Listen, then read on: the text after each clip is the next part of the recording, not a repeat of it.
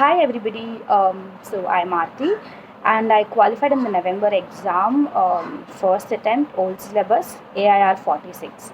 So I'm just here to give you small tips that I followed personally to qualify this exam in one go. Okay, I don't know if all of you are going to agree to it or give consensus to my opinion, but this is what I followed and this is what I personally feel helped me qualify. Okay, so the most and only important thing you're supposed to do is do a lot of papers. Okay, so see, if you write, concept is very important. Any person who's going to go write a child accountancy exam will never go without learning the concept.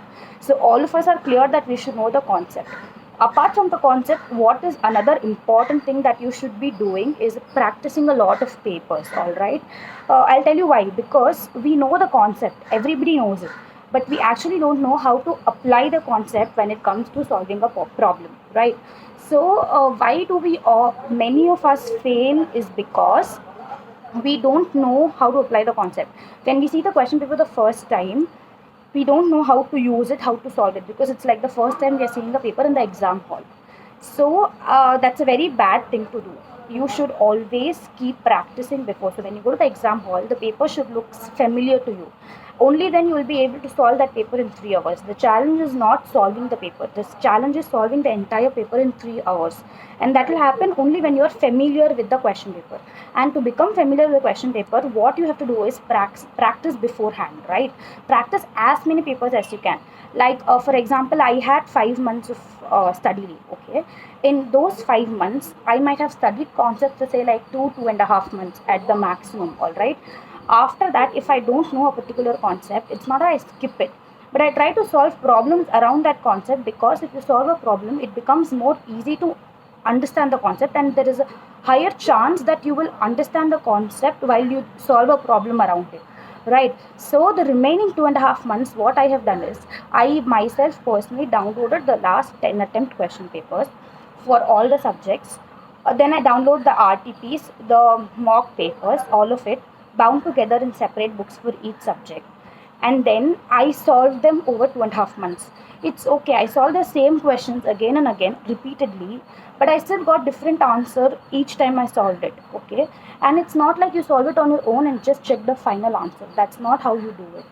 How you should be doing it is, when you solve it, you should see if you have each and every step matching with your suggested answers, because what people look at is every step in the suggested answer and not the final answer.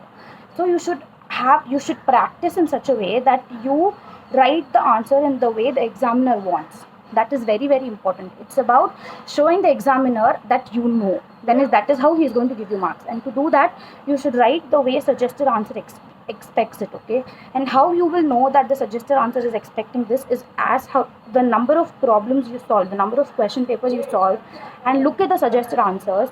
You will understand that this is the pattern of asking questions, this is the pattern of writing answers that ICAI wants. Okay, so what you're supposed to do is keep the suggested answers with you. Okay, one or two papers, it's okay. When you're doing the initial papers, we don't know how the suggested answers look like, so it's okay, open the suggested answers along with you and solve it with the suggested answers.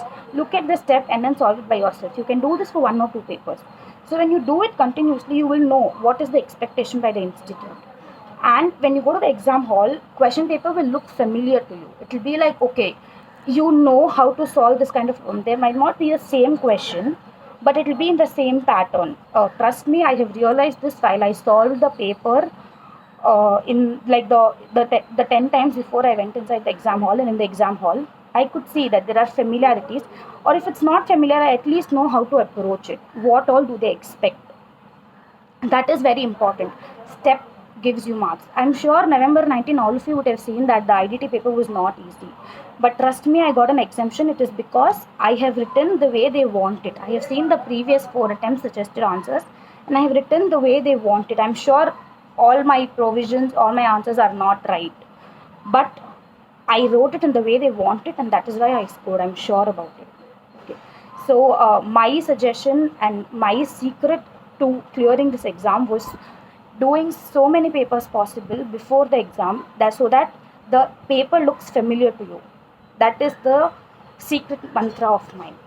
I hope this is helpful for all of you, and all of you clear with flying colors. All the best, all of you.